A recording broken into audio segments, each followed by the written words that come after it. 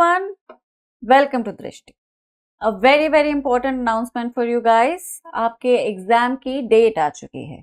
The exam is supposed to be held on 1st December 2024 and the time is 2 to 4 p.m. Right, any further information regarding syllabus or registration, application, counseling, etc. would be updated on the website only. But registration या application process जब शुरू होगा तो आपको बता दिया जाएगा.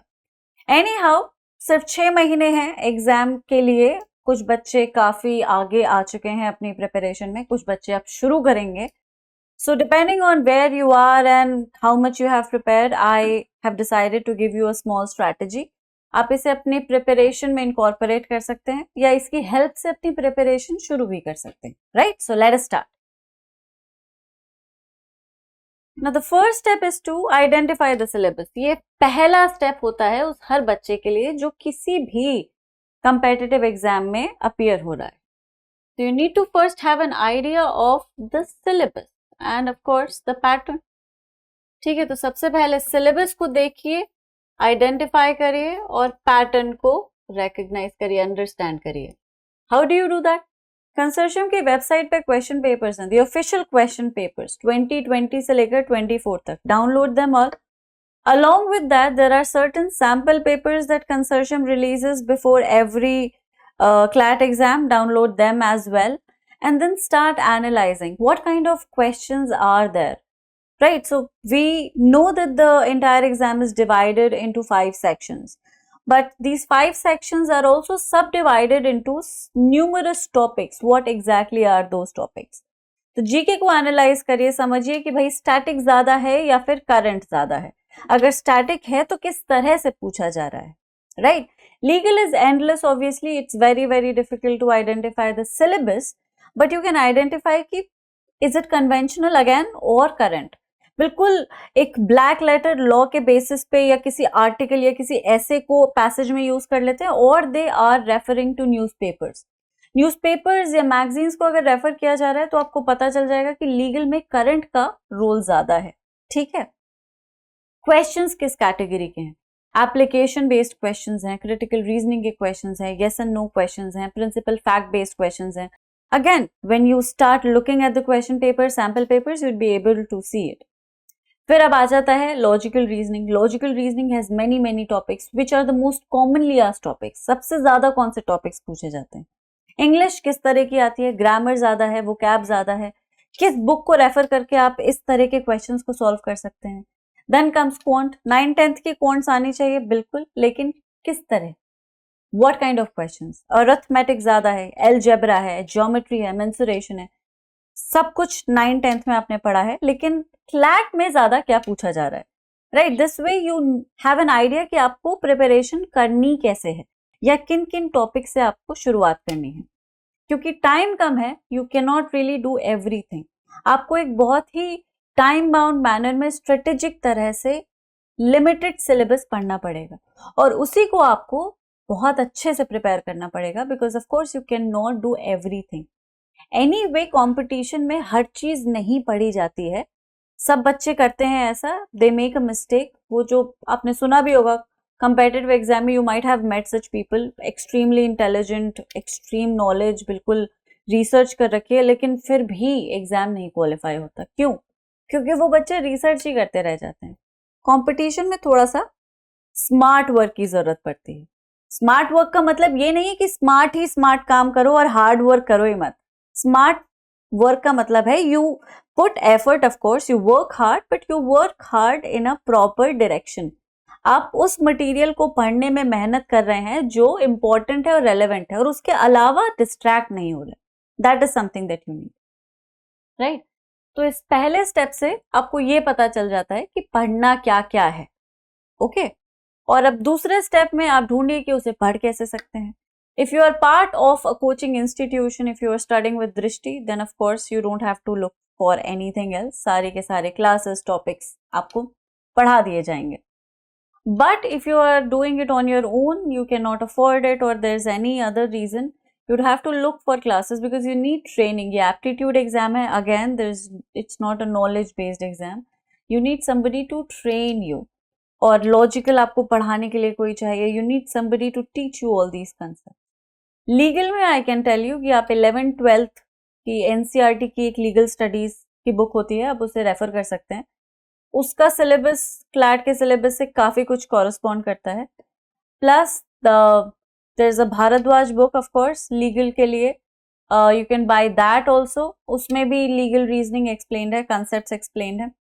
Then for other subjects you can speak around, आप बात कर सकते हैं लोगों से, इनफैक्ट शॉप पे भी जा सकते हैं, you can ask the shopkeeper which ones are the best sellers and then you can choose accordingly, right. और उसी से आप प्रैक्टिस करना शुरू कर दीजिए।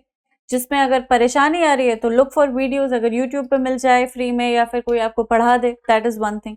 अब यही है, when students are preparing on their own, material procure करना, उस मटेरियल को समझना बहुत बड़ा चैलेंज हो जाता है, because there is nobody guiding you, right. तो ऐसा नहीं है कि एनएलयू नहीं निकल सकता, निकल तो सकता ही है, लेकिन रास्ता ज्यादा कॉम्प्लिकेटेड और लंबा हो जाता है। ओके, तो आइडेंटिफिकेशन कर लिया हमने सिलेबस का, पैटर्न का, मटेरियल भी प्रोक्योर करना शुरू कर दिया। मटेरियल सिलेबस और पैटर्न के अकॉर्डिंग ही प्रोक्योर करें, कुछ भी एक्सेसिव लेने की जरूरत नहीं है, कुछ भी इररेलेवेंट प्रोक्योर करने की जरूरत नहीं है। उसके बाद आपको एक मॉक देना है। Second step is taking a mock. You might all be wondering, ma'am तैयारी शुरू की नहीं है, आप मॉक पहले दिलवा रही हैं। Again repeating the same thing, ये नॉलेज का टेस्ट नहीं है, एप्टीट्यूड का टेस्ट है। एप्टीट्यूड में बहुत सारी स्किल्स होती हैं और उन्हीं के बेसिस पे कंसर्शन आपको टेस्ट कर रहा है। व्हाट आर दो skills? Comprehension, reading, retaining, retention, focus. These are the ancillary skills without which you might not be able to qualify CLAT. और वो बच्चे जो रैंक निकाल लेते हैं वो इसी एस्पेक्ट में काफी अच्छे होते हैं। Comprehension simple, how well can you understand the passage? I'm not talking about understanding English. ठीक है, इंग्लिश तो आप पढ़ ही सकते हैं, समझ ही सकते हैं। I'm talking about can you read between the lines? Every text has a meaning. Her author किसी इंटेंट के साथ कुछ लिखता है। Can you gather that intent? Are you able to understand the tone of the passage? Can you really comprehend the passage? That is one thing. Then, how quickly can you comprehend the passage? The entire exam is based on a passage pattern. Her section में passage है, passage पढ़ के question solve करना है। आप passage को कितनी जल्दी पढ़ सकते हैं, ठीक है, आपकी comprehension ability बहुत अच्छी हो सकती है, लेकिन आप बहुत धीरे पढ़ते हैं। आप एक पैसेज को पढ़ के उसे सॉल्व करने में you are taking 15 minutes, you don't have that kind of time. 2 ही घंटे का पेपर है, 15 मिनट में एक पैसेज, तो आप एक सेक्शन भी पूरा नहीं कर पाएंगे शायद, राइट। तो रीडिंग भी एक स्किल है, एक आर्ट है जो आपको डेवलप करनी पड़ेगी। You need to be able to read quickly and then comprehend, maintaining the same speed. Then retention, you can read, you can comprehend, but can you keep it in your head? Because that is how you are going to solve the questions. Exam में जब आप question solve करते हैं तो आप knowledge नहीं इस्तेमाल करेंगे अपनी, आप वो इंफॉर्मेशन इस्तेमाल करेंगे जो पैसेज में दे रखी है, और उस इंफॉर्मेशन को यूटिलाइज करने के लिए आपको रिटेंशन चाहिए। Can you remember what is written in the passage? Can you retain what the author was trying to tell you? And if you can retain that information, you can very easily solve the questions. And the last thing is focus. How focused are you while reading? कई बार होता है कि बच्चे पढ़ते पढ़ते दिमाग में उनके कोई सॉन्ग चलने लगता है या फिर कोई मेमोरी आ जाती है, right? They suddenly feel very happy or very sad. तो ये डिस्ट्रैक्शन जो है ये बहुत फेटल होता है एग्जाम में, and it is primarily because of that reason कि क्लैट का पूरा पैटर्न ही चेंज कर दिया गया 2020 में। इंस्टाग्राम और फेसबुक की दुनिया में you hardly spend 2-3 seconds on a post और anything that people put on the wall. I am not familiar with Facebook, I am sorry, right. तो इस 2-2 सेकेंड से आपका अटेंशन स्पैम अफेक्ट होता है। You are not paying attention to anything because you don't have to, right. और इससे आपका focus, आपका अटेंशन स्पैन, आपका concentration, everything gets affected, it gets deteriorated without you even realising it. और ये deterioration legal fraternity के लिए बिल्कुल डिजायरेबल नहीं है। A lawyer needs to be focused, a जज needs to be extremely focused, बहुत ज्यादा अटेंशन, कंसंट्रेशन और फोकस चाहिए हर उस करियर के लिए, हर उस जॉब के लिए जो लॉ से रिलेटेड है, क्योंकि हम राइट्स एंड लाइबिलिटीज की बात कर रहे हैं, किसी की जिंदगी का सवाल है, किसी की पूरी लाइफ का, किसी के राइट्स का सवाल है। अगर आप without focus, without attention adjudicate करेंगे या मटेरियल प्रिपेयर करेंगे, रिटन सबमिशंस प्रिपेयर करेंगे, तो उसकी पूरी लाइफ खराब हो सकती है। This is something that nobody can afford, and this is the reason why we need to produce good, attentive, focused lawyers and जजेस। और ये पूरा का पूरा टेस्ट आपको उसी चीज पे जज कर रहा है, आप कितने फोकस्ड हैं। पैसेज पढ़ के, समझ के क्वेश्चन सॉल्व करना is not that difficult, trust me, and I know that because you have been doing it, बचपन से कर रहे हैं आप।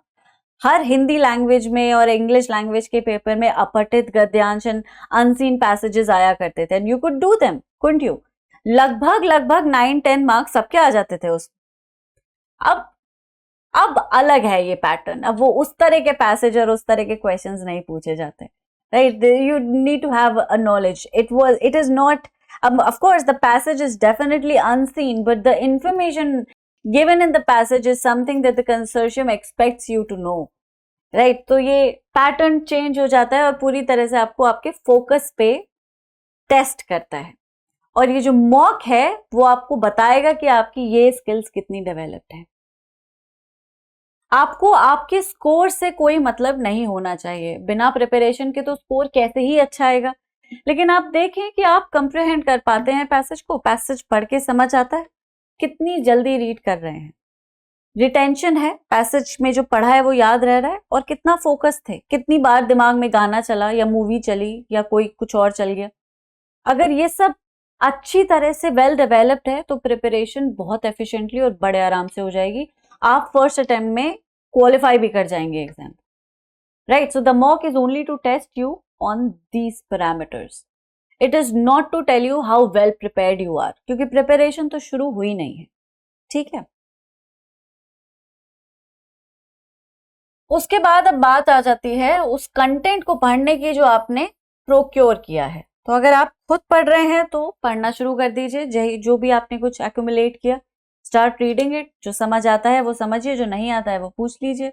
जो भी पढ़ाई की है, या तो खुद से पढ़ाई की है या फिर क्लासरूम अटेंड किया है सेशन, ठीक है? तो even whether it is self study और a classroom session, you cannot just attend the session and let it be. ऐसे नहीं होती क्लैट की प्रिपरेशन। चाहे खुद पढ़ा, चाहे क्लास में टीचर से पढ़ा, जो पढ़ा है वो उसी दिन प्रैक्टिस भी करना पड़ेगा। There is a lot of syllabus, बहुत ज्यादा सिलेबस है, बहुत ज्यादा पढ़ाई है, और अगर आप प्रैक्टिस नहीं करते हैं रेगुलरली तो यू माइट गेट लॉस्ट। हो सकता है जितनी मेहनत आपने की वो सब बिल्कुल वेस्ट हो जाए, कुछ याद ही ना रहे। जो एग्जाम से नजदीक जब आते हैं बच्चे तो अक्सर प्रॉब्लम फेस करते हैं, right? So the best way to retain everything that you study is to practice it. How do you practice it? Now in these sessions, दृष्टि में जब आप पढ़ेंगे तो हर क्लास के बाद आपको एक प्रैक्टिस शीट दे दी जाएगी, और जो भी आपने कंसेप्ट्स पढ़े हैं क्लास में, जो भी फैकल्टी ने आपको पढ़ाया है, वो आप उन पैसेजेस से प्रैक्टिस कर लेंगे। अगर आपका स्कोर अच्छा रहा तो फिर सीधी सी बात है, आपको समझ आ गया, वेरी गुड। और अगर अच्छा नहीं रहा तो फिर उसे डाउट को क्लियर कर लीजिए, फैकल्टी से फिर से पूछ लीजिए, क्लास को फिर से वॉच कर लीजिए, राइट? इस तरह से अपने कंसेप्ट को क्लियर कर लीजिए। अब वो पैसेज काफी नहीं है, उस पैसेज से रिलेटेड और भी मटेरियल है, और भी पैसेजेस आपको दिए जाते हैं। You are provided with books and a lot of other items. Look for passages relating to the same concept and solve them. Solve as many passages as you can coming from the same concept. हर category के questions उसी concept पे revolve करते हुए, yes and no, principle, fact, application और critical reasoning, उससे related जितने भी क्वेश्चन बन सकते हैं उन सबको प्रैक्टिस करिए। और ये तभी होता है जब आप ज्यादा पैसेजेस प्रैक्टिस करते हैं। Same goes with every other section, not just legal, right? So after you are done with all kinds of questions, you can very confidently say कि हाँ ये कंसेप्ट अब मुझे आ गया, इससे रिलेटेड क्लैट में कुछ भी आएगा मैं सॉल्व कर लूंगा या कर लूंगी। ये सिमिलर एक्सरसाइज आपको बाकी सेक्शंस में भी रिपीट करनी है। लॉजिकल में भी यही होगा, इंग्लिश में भी यही होगा, सो ऑन। ठीक, अच्छा ये तो हो गया क्लासरूम और सेल्फ स्टडी। प्रैक्टिस इतनी ही काफी नहीं है, ठीक है, आपको और भी प्रैक्टिस एडवांस लेवल पे करनी पड़ेगी। हम आ जाते हैं लास्ट स्टेप पे, मॉक।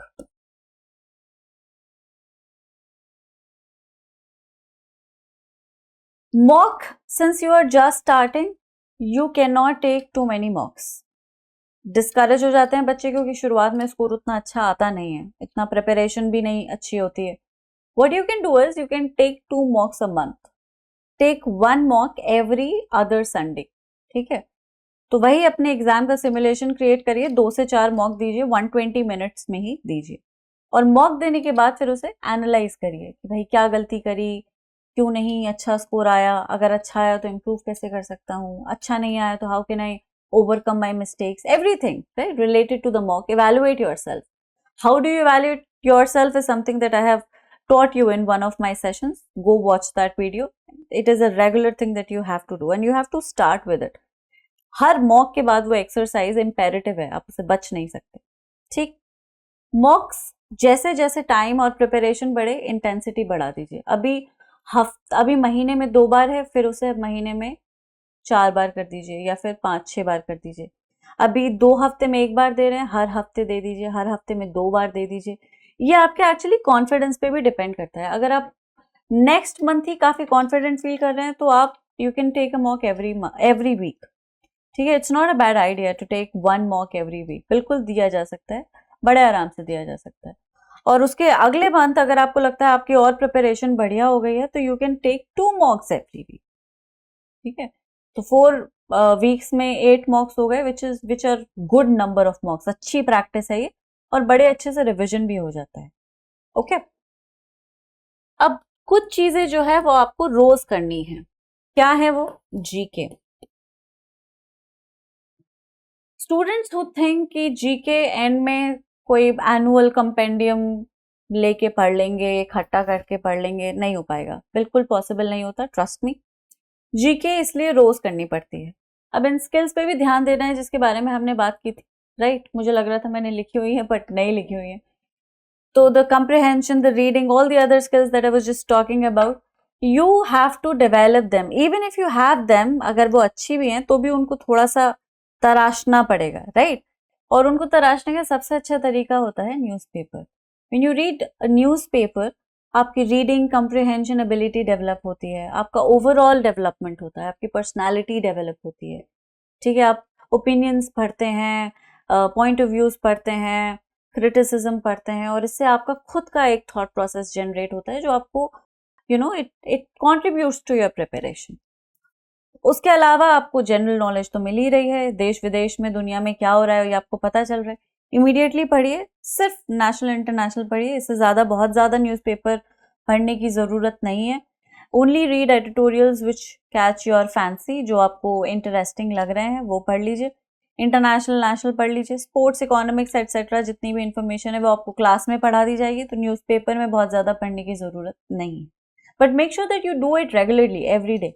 और जो भी आपने पढ़ा उसके नोट्स बना लिए, ठीक है? You need to reproduce it in your own words in your notebook so that it remains in your head, back of the head वो चला जाता है जैसे आप उसे अपने हाथ से लिख लेते हैं। ये चीज लीगल के साथ भी होनी चाहिए। इन 2 सेक्शंस में थ्योरी काफी ज्यादा है और इस थ्योरी को रिवाइज भी करना पड़ता है। तो रिवाइज करने का तरीका यही है कि आपको नोट्स बनाने हैं और नोट्स या तो क्लासरूम से बनाइए, खुद पढ़ के बनाइए, जैसे भी आप बना रहे हैं नोट्स बनाइए for legal and GK both, right? Logical, quants और इंग्लिश का नोट्स का कोई ज्यादा सिग्निफिकेंस नहीं है। You can not really make notes, although you can write down the process through which you are solving the questions if that helps you, but I would suggest that after every classroom just practice whatever has been taught to you. That's it. That's the only way you revise these sections. Legal and GK. अब GK रोज करना है और पढ़ाई भी रोज करनी है, you cannot really afford to take breaks. तो GK के साथ you can complement any other subject जो भी आपको उस दिन पढ़ने का मन है। GK every day. Do a little bit of legal with GK one day, next day maybe a little bit of quant, basically you do every subject a little bit every day, हर दिन थोड़ी पढ़ाई थोड़ी practice जरूरी है. अब now when you are in a coaching institute, this becomes easy because you are given a routine, you are given a timetable and you don't have to create a timetable on your own. खुद create करके उसे execute करना और उसे consistently follow करते रहना एक challenge है. लेकिन जब आप एक क्लासरूम प्रोग्राम में होते हैं तो अपनी क्लास अटेंड करी, प्रैक्टिस कर लिया, वो अपने आप ही हो जाता है. Right, if you are doing it on your own, make sure that you have a proper time table. तरीका सबसे अच्छा है कि आप अपने लिए शॉर्ट टर्म गोल्स बना के रखें. क्रिएट गोल्स फॉर योरसेल्फ कि आज इंग्लिश में मैं इतना करूंगा, लॉजिकल में इतना करूंगा, सो ऑन. और फिर जैसे जैसे वो गोल्स पूरे होते जाए उनको चेक करते जाइए. At the end of the day see your progress कि मैंने सारे गोल्स अचीव कर पाया या नहीं. If you are able to do it, again wonderful, give yourself a pat on the back and keep doing it. Okay, अब 6 महीने में अगर आप शुरुआत में first 2 days goes around identification of pattern and syllabus, mock also takes 1 day, फिर उसके बाद इमीडिएटली पढ़ाई शुरू हो जाती है. अब पढ़ाई और प्रैक्टिस साथ साथ चल रही है, मैंने आपको बता दिया, पढ़ेंगे प्रैक्टिस करेंगे, पढ़ेंगे प्रैक्टिस करेंगे. ठीक है, give yourself some time, since you only have 6 months. I would suggest that you divide as per your capability. आपको क्या लगता है कि आप अपनी मैथ्स को जो 9th-10th में आपने पढ़ी थी उसको रिवाइज करने में कितना टाइम ले लेंगे. Give yourself that kind of time. If you want to do it subject by subject, you can do that as well. जो बच्चे स्कूल में हैं उनके लिए शायद मल्टीपल सब्जेक्ट्स को एक ही दिन में कवर करना मुश्किल हो सकता है. So you can try the approach of doing it subject by subject. The point is कि आपको ये क्लासरूम सेल्फ स्टडी जितना भी ये पढ़ने वाला जो सब कुछ है, ये आपको किसी भी हालत में जुलाई एंड तक रैप करना है. This should be done till the end of July. अगस्त, सितंबर, अक्टूबर, नवंबर सिर्फ रिवीजन और प्रैक्टिस में जाना चाहिए if you are serious about qualifying the exam. 2 महीने हैं आपको सिलेबस रैप करने में. अगर आप अपने आप को थोड़ा और बेनिफिट देना चाहते हैं, you can take half of August, but make sure that you have finished everything by 15th of August. अगर आप 15th of August तक भी सब कुछ फिनिश कर देते हैं, अभी मई चल रहा है और मई का 15 आया नहीं है, अगर आप सब कुछ खत्म कर देते हैं जुलाई 15 तक, सॉरी अगस्त 15 तक, तो भी आपके पास रिवीजन और प्रैक्टिस के लिए काफी टाइम बचेगा और एग्जाम 100% क्वालिफाई हो जाएगा.